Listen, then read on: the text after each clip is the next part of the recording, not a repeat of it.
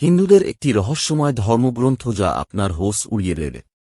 বন্ধুরা, এমন একটি রহস্যময় বই যা রামায়ণ এবং মহাভারতের যুদ্ধে ব্যবহৃত সমস্ত ঐশ্বরিক অস্ত্রের তথ্য দেয়া আছে, যার নাম আপনি আগে কখনো শুনেননি নিশ্চয়ই।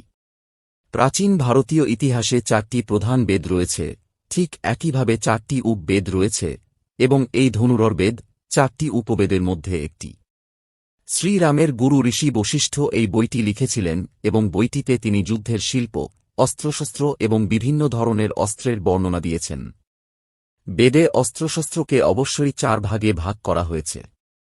প্রথমটি হল মুক্ত অস্ত্র। এই অস্ত্রটি ব্যবহার করার জন্য এটিকে হাত থেকে মুক্ত করতে হয়, যেমন ভগবান শ্রীকৃষ্ণের সুদর্শন চক্র। দ্বিতীয়টি হল অমুক্ত অস্ত্র। এই অস্ত্রগুলি ব্যবহার করতে তাদের সব সময় হাতে ধরে রাখতে হয়, যেমন ভীমের গদা। তৃতীয় অমুক্ত অস্ত্র। এই অস্ত্রগুলি হাতে ধরে রেখে বা হাত থেকে ছেড়ে দিয়ে ব্যবহার করা যেতে পারে, যেমন কুডাল। এবং চতুর্থ যন্ত্রমুক্ত অস্ত্র।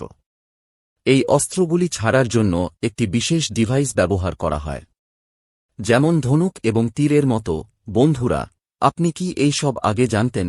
অনুগ্রহ করে কমেন্টে অবশ্যই জানাবেন। ভিডিও ভালো লাগলে অবশ্যই সাবস্ক্রাইব করে যাবেন। দেখাচ্ছে পরবর্তী ভিডিওর সাথে।